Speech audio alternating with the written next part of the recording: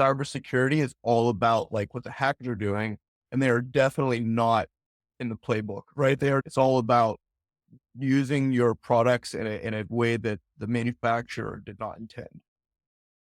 Oh, So I put an exploit into there, like something that like piece of malware in there. And then I said, well, let me try emailing this alias for like inbound loan applications. And sure enough, I got 10 people and they were like, oh, you tricked them. And I'm like, no, that's their job. They're working to wow. death trying to open these things. So give me my money. I got in, uh, I felt bad for them. I used one of their own documents against them. And it was a setup, where no matter how smart they were, you're sacrificing someone's paycheck at that point by making Wow. them not work fast. And turning it on everywhere you can, I think can really help to be able to let you be a little bit more protected. And it can make life a lot harder for the hackers, just that one little thing going through. Cybersecurity is a very human centric industry. It's very human centric. It wasn't always that way. In the last 10, 15 years, it has become.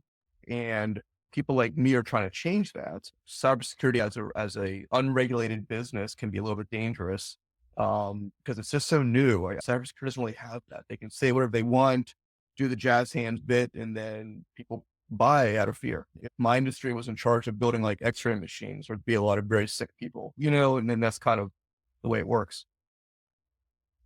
And they were hit with ransomware, and the guy was near the end of his career, and he was just like, I'm not even going to buy new computers. I'm just going to go back to what I've been doing forever. And he never paid the ransom. The hackers just kind of went away. You look at the very large businesses like the Fortune 500, like PNC Bank or Bank of America or something like that. You realize that the hackers have a hard time in those places too, because they get in and it's almost like being like a first day employee or first week employee and you have no handbook. No one told you where the bathroom was. It's like a new employee trying to Yeah. figure out where every single person sits in the company across 3 continents. And they just can't get that far either. It's pretty scary how computer scientists working for the bad guys are just automating all of this and making it very efficient where milliseconds matter.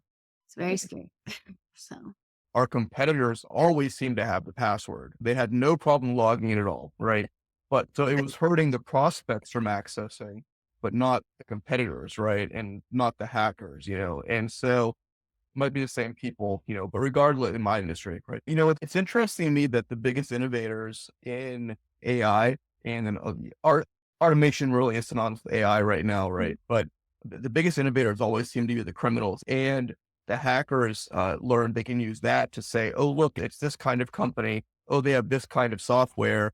Go mm, ahead and grab this. Now take this, do this, which from a computer science perspective is not that cool, but it's highly yeah. effective. Just like a robot putting doors on cars in the factory all day, 24/7. We ended up using genetic algorithms like the protein folding stuff pharmacies use to make drugs.